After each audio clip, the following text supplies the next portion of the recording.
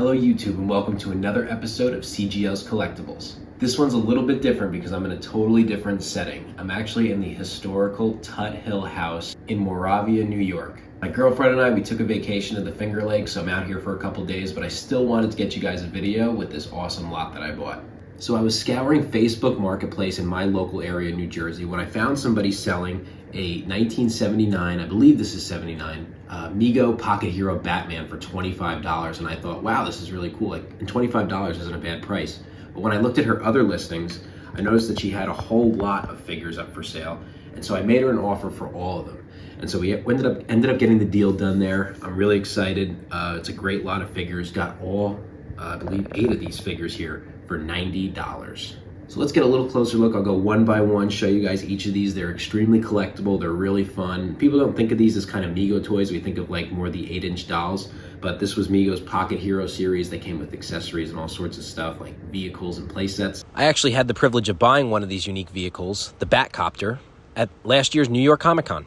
But to have this set of figures is a really sweet deal. So let's go ahead and take a look at these one by one. All right, guys, so I'll start off with sort of the least interesting stuff first. First of all, she threw in these 2 cards, and yeah, the woman said that she actually did cleanouts. These are from the Superman movie, cards number 22 and 68. She said she did a lot of estate sales and cleanouts, and that's where she came across this lot of figures.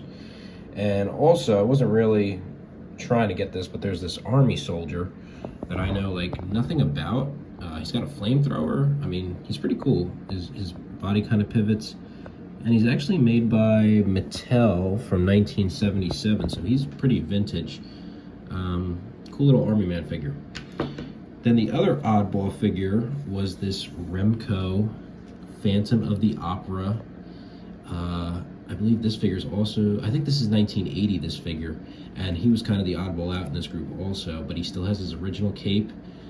These figures alone usually go in for between 20 and 30 bucks. And like I said, I don't know if I told you guys, got the whole lot for $90. The way she had everything originally priced, she had each of these figures listed separately at pretty much full-blown retail price. But I just shot her an offer. I said, hey, would you be able to do $90 for this entire lot? I'll pay cash right now. She said that there was actually a buyer that was interested in one of the figures, so it was kind of pending, and then that person canceled, so I went ahead and she went ahead and snatched my deal that I offered her, and I was happy. 90 bucks for this whole lot is awesome. So here I got Spider-Man and Robin. These are kind of some of the more common of these figures. Superman, she did tell me that Superman kind of had a hole in the cape. That's kind of one of the worst defects of this batch, which is really good because they're all in really nice condition. And these 3 in particular, I've actually owned all 3 of these in the past, so getting these again was cool. But what I was most excited about were these Batman figures, like the Joker, first time owning him. The Batman, who I originally, this is the original listing that I saw. He actually is holding something in his hand, and her and I, we were discussing what it could be, and it looks like almost a Luke Skywalker lightsaber, maybe that some kid was playing with in 1980. I mean, it's right around the same time frame, so it's very possible. But it's my first time owning the Batman on this line, and that's really cool. And then the most valuable figure in the whole lot, and this was the one that was actually pending before she sold it to me, was the Penguin figure. And I was hoping, really hoping, that this figure wasn't sold. His jacket here, you can see where it's kind of got like that detachment. The jacket is always missing on these, and for this one to have the jacket and be in such nice shape, I mean, the paint on all these is really nice. So yeah, this is a really great lot. 90 bucks for these 8 figures essentially is like 11 bucks a figure, 12 bucks a figure. So I think I did really good with that. My plan for most of these is to resell them. Something like the Batman, I don't know if I want to resell this. I think I want to hold on to this guy. But some of these I think I'm going to end up turning over. The Phantom of the Opera also.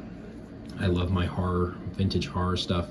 Phantom of the Opera is the first of the Universal monsters, and it was actually a silent movie when it came out in, I believe, 1920. I want to say. Somebody can correct me if I'm wrong about that. But really awesome batch, and I thought it was a really good price. So there you go. I hope you guys enjoyed that lot. It was a lot of fun buying this. I wasn't sure what the condition of these were going to look like when when you're responding to a Facebook Marketplace ad, but I was really impressed with the seller. She did a great job describing and selling everything. Great deal. I love it, and I hope to catch you guys in the next one. I'll see you soon. Goodbye.